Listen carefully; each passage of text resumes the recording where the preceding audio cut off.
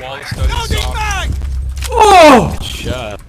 So how do you clutch those 1v1 to 1v2 all the way to 1v5 situations whenever you're defending? In this video, we'll go over the thought process, my mental process for how to clutch the round in a 1v situation, and then what I could have done better, what I did right, and all that good stuff. If you're here to grow and learn, then go ahead and hit that subscribe button and turn on your notifications, because that's what this channel is all about. I'll be putting out more content just like this. So go ahead and check this clip out, pay attention to what's going on in the round, and then we'll go over my mental thought process. Ready, go.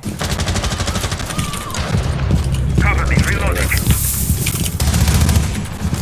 Diffuser? One was main lobby. May not be dead. One inside, one kitchen. How you use that? In kitchen. Pushing courtyard. One in kitchen still. Where's last? Last operator Oh, no. standing. Please cycle cams. I heard blue default. Minute and 25. It's sledge.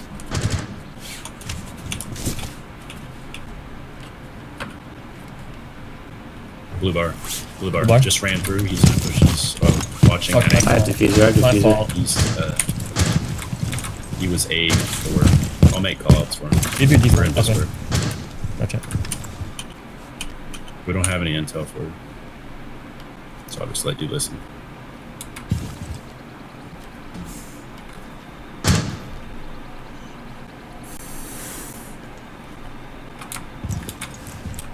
Could put a maestro cam down.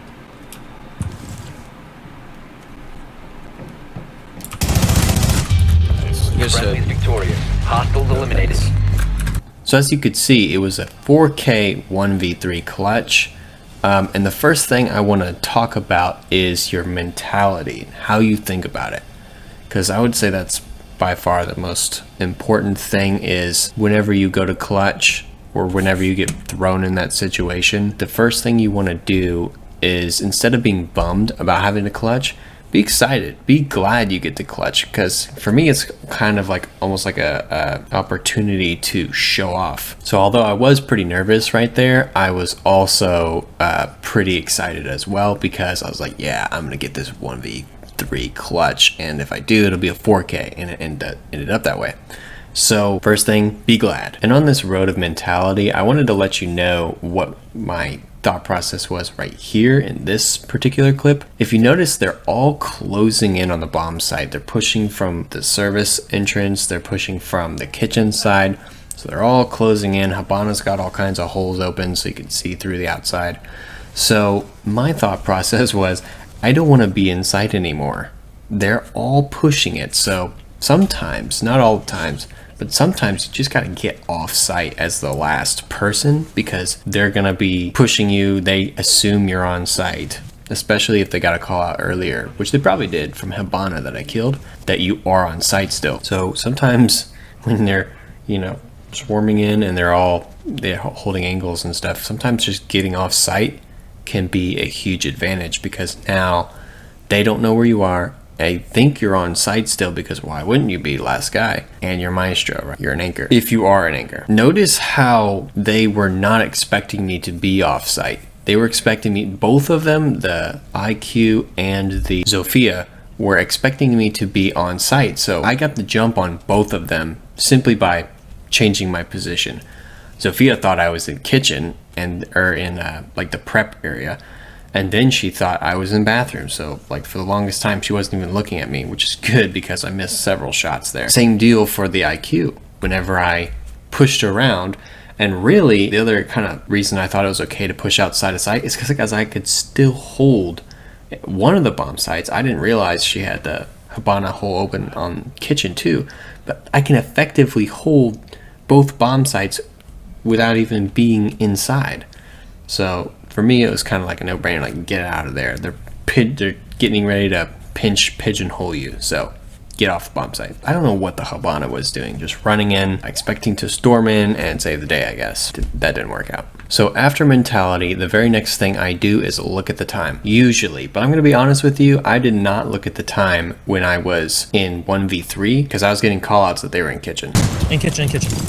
Nobody called out the service entrance, so I just had to discover that. But ideally, I probably should have just glanced up and looked at the time, because you really do want to know that as soon as you're in a 1v, and really all the time you want to have your eye on the clock as a defender, because your job is to waste time and put them into a frantic state where they make all kinds of mistakes. Next thing you want to know is, where is the diffuser? Thankfully, I already knew that. I'd killed Habana, who was heroically running through the lobby with the diffuser. So in the 1v1 situation, I was pretty sure I was going to win that because I had diffuser. He didn't. Now, he has to come to me or get the diffuser, either way. And when it comes to holding the diffuser, you generally don't want to sit on the diffuser. In my opinion, that's a bad idea, which I was kind of starting to do, but I didn't know where the last guy was, so I just wanted to be close to the diffuser so that when he came, I could do something about it. But I didn't want to be like out in the open over by the stairs because I didn't know where the last guy was.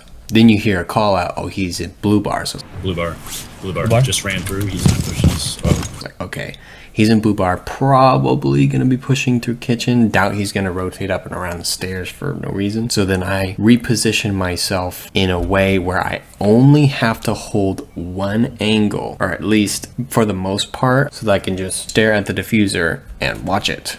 Now, in my opinion, that was a little bit close. Like, he almost got that diffuser and ran off with it. I was trying to hold a tight angle, but at the same time, I probably should have held a little less tight angle, because if he would have got that diffuser and then repositioned, he would have been more in control. And after knowing where the diffuser is, you want to know where the remaining guys, which you heard my teammate give me a call out. He's in blue bar. You gotta know where guys are. Got to play with teammates that will tell you that stuff, because if you don't, it's so hard to clutch. I mean, it could be nearly impossible sometimes without good information. If you like this video, go ahead and hit the subscribe button followed by the notifications, and please give it a like. I'll be putting out more content just like this. I'll be breaking down my mental process of how I do things in Rainbow Six Siege, so that hopefully you guys can grow and learn, and it can, or at the very least, it can spark some ideas for you so they can help you out. Thanks, and I'll see you soon. Yep. Pool.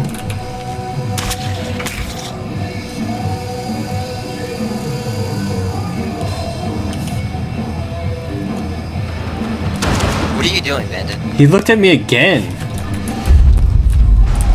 Mav got logistics hatch. Interrogation. Nice. Breaking I wasn't very challenging, but I found ways to have fun. Good job.